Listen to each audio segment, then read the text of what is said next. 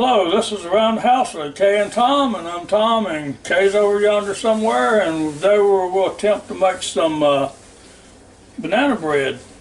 And here's the ingredients we're going to need now. My sister-in-law in North Carolina said you got to set out your ingredients to start with, so we're going to try it. So I'm going to use half of one of these Crisco things here. I couldn't believe how only lard I could find. Used to call it lard. It's Crisco. The only way I could find it is in these little things, which is neat because it tells you how it measures it out for you and everything. But anyway, you need half of one of those. You need a third cup of milk. And then we need a third cup of walnuts here. I mean a half a cup of walnuts. Excuse me, I'll get it right in a minute. 1 cup of sugar. I don't like that much sugar, but that's what the recipe calls for.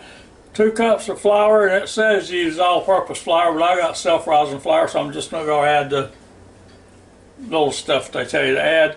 Now, of course, you got to have 3 bananas, 2 eggs, if I didn't already mention them.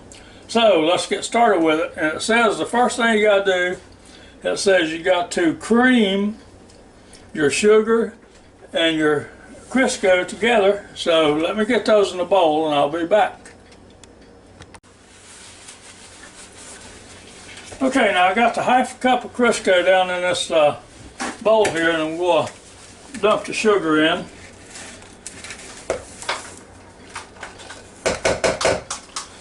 And now, I don't know if you've seen one of these or not, but this is one of these, they call it soft scrub mixer blades here, and they work real good. I found this one online somewhere at Hamilton Beach. And so let's see if we can get this mixed up together here. If I get my knife out of there, that plastic knife wouldn't mix too good. I don't guess.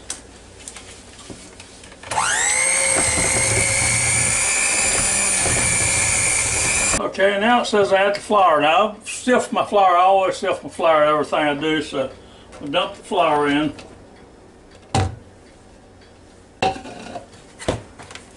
Now mix some more.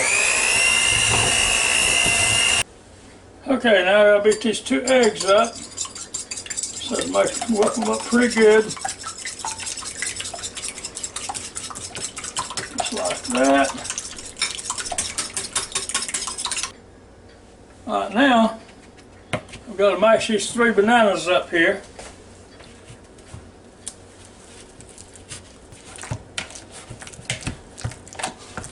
Okay, now the bananas are all mashed up.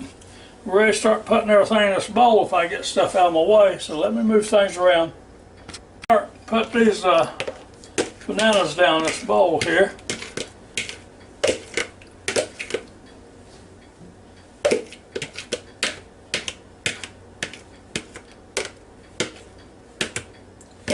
Alright, set that aside. Now we'll put my buttermilk in. Now I need to put my eggs in. A little bit more.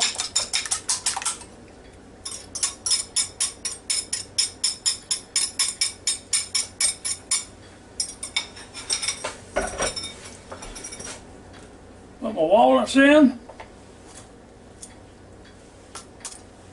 Now I can start to see if I can stir some of this stuff up.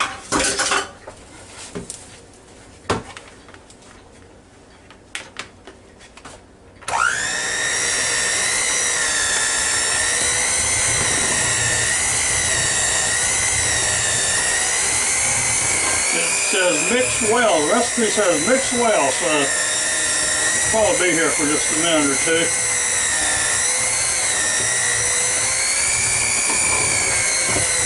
But that don't mean you gotta be here. While you're waiting for me to do this, please subscribe to my channel and give me a thumbs up. I sure appreciate it. And thank you very much to all you people watching my videos. It means a whole lot to us.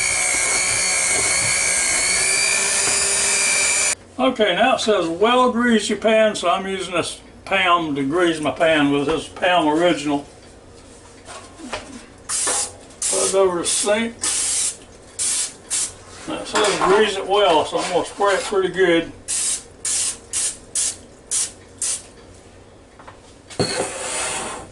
Now, I'll pour some in this loaf pan.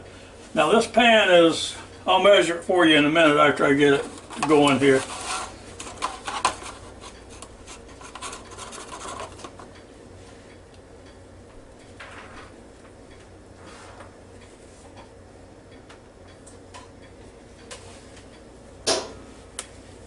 Might have a little bit more than this pan can deal with. That's all right. If it does, I'll do something else with it.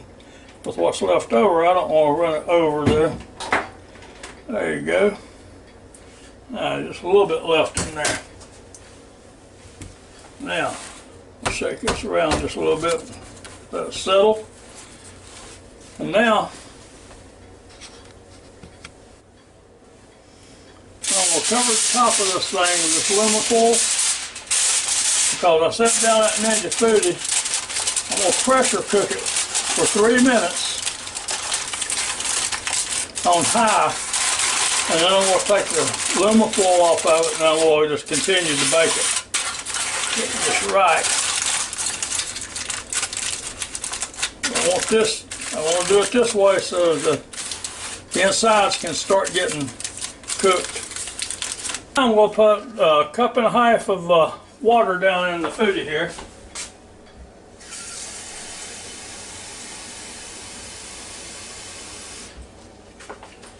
Or thereabouts. It doesn't have to be exact. Just want a little bit over a cup. Then we'll set a little trivet down in here. Some people call it a trivet, some people call it a rack. Call it whatever you want. So I'm going to set my little loaf pan on. Alright, then you bring this loaf pan over here and set it down on it. And now, okay, now I want to take this pressure lid that comes with the FOODi here and make sure you turn it over to seal, because if you don't turn it to seal, it's never going to build up any pressure. Alright, and then we'll put the lid on it until it sets down like that, seats. You got two little arrows up here, it matches up, and you turn it clockwise, it'll lock into place. Now the next thing we're going to do is we're going to turn on the power, and we're going to hit the pressure, and we'll leave it on high, and then we'll put time at 3 minutes. Whoops, 3 minutes. Okay, now we'll hit the start button. And there it goes. Now, of course, if you're familiar with Ninja FOODi at all, you know these little lights chase each other around until it builds up pressure, and then it'll start to pressure cook. Make sure your valve up here is in sealed position. Alright, now, it's going to take about 7 or 8 minutes, so I'll be back in a minute. Okay, now I almost forgot to show you what size pan this is. The outside of it's about 4 3/8, but the inside of it's 4 inches across and long ways. Its outside dimensions is 8 5/8, inside is 8 1/4. So now you know. And this is what we had left over that wouldn't fit in that other pan. So when this one's finished, I'm just going to throw this one right on in there and just bake it for about 30 minutes. And I'll let you see that too. It might turn out good. In the meantime, the button's trying to come up here. It has come up here. And so now we're getting ready to do our 3-minute cooking. And over here, you'll notice that the little lights still chase each other around. Now they do that after the button comes up. They'll do that for a minute or so sometimes, and then they'll start counting down. So, but it's about ready to start counting down now. There it goes. Now we've got 3 minutes on this, and then we'll take the top off. 10 seconds on this 3-minute cook here. And we're going to be ready to take the pressure off of it in just a second. And there it says done. And now it comes on, it says, if you can see this little indicator here, it says keep warm. And it starts counting up. It tells you how long it's been sitting there after the pressure is stopped on it. Because that way a lot of people like to leave, especially meat, like to leave it in there for about 5 or 10 minutes. And this way you know exactly how long it's been in there after it's finished cooking. But I don't want to do that to this, so I'm going to go ahead and release the pressure on it.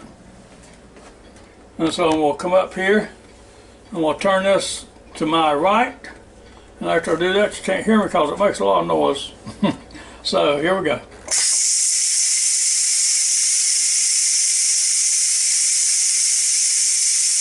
Put the little red button back down. Now that's finished. Now turn it counterclockwise. Turn it away from your face. Don't never open this thing in the direction of your face because a lot of steam is going to come up and it might not permanently hurt you, but it wouldn't feel good. So turn it up like this. Turn it away from you and get it over to the sink because it's full of water. I don't know if you can see that water running around there or not. But now if you turn this right side up over top of your kitchen floor, somebody ain't going to be happy with you. So now you get it down in there like that. Now next thing we'll do is try to get this aluminum foil off the top of it. I and took it out to get the aluminum foil off of it, and I went ahead and emptied the water pot. And so now we're going to bake this thing, get it done here. So we shut the lid. We'll come over here and turn on the power. And we'll put it up at 350. Whoops, got to hit the air crisp button first. Well, the bake button, excuse me, the bake button. Put it up to 350. And now, we'll cook it for about 30 minutes.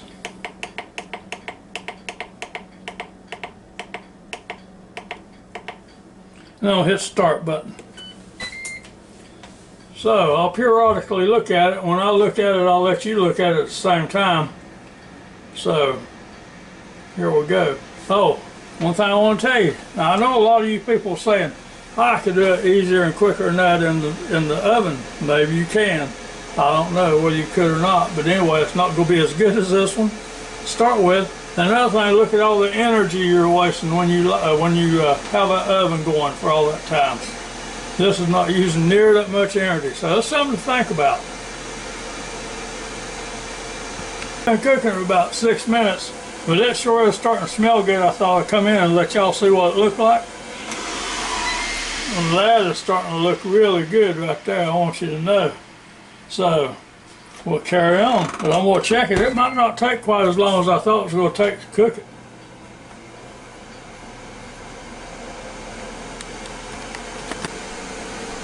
Okay, now we just looked at this thing a second ago and it's getting pretty dark, so I don't want to leave it in there much longer. And the toothpick test looks like it's about done, so I think we're getting ready to take it out.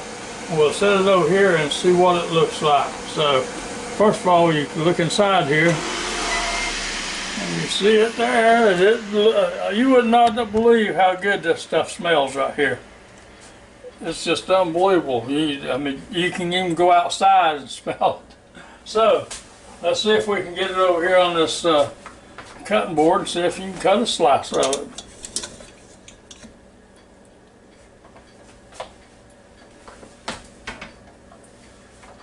Alright, let me move the camera.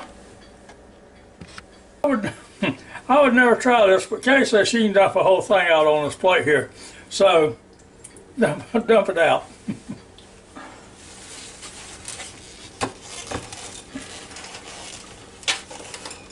Oh, that's where I cut into it to make sure it was done. She did dump the whole thing out.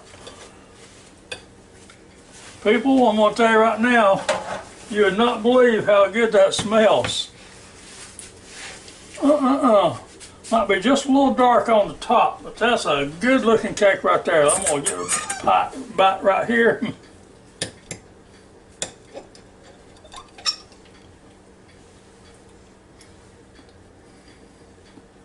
Mm-hmm.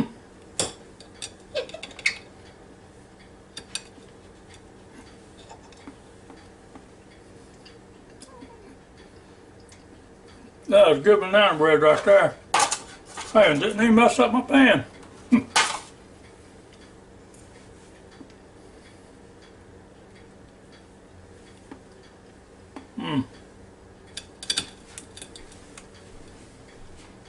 I guess I better stop eating.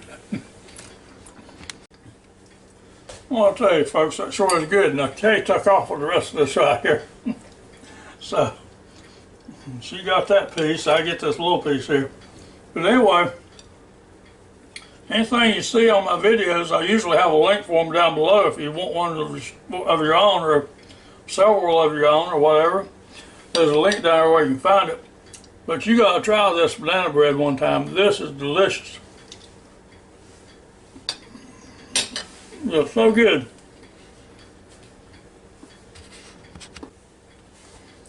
Okay, now I quit eating long enough where I can talk a little bit again. The only thing that I would do different next time, I would maybe pressure cook it for another, a total of 10 minutes instead of 3 minutes. And that way it wouldn't be quite as dark on the top when you finish with it. But there's nothing wrong with the way this is or looks. I mean, it is really good. And so, anyway, I hope you enjoyed my little videos as much as I enjoyed making it for you. And I hope you watch more of them and come back and see me real soon. I hope to have another one for you. So until then, y'all have a real good day. And today's Mother's Day. So all you mothers out there, happy Mother's Day. So until next time, y'all be safe now. Goodbye.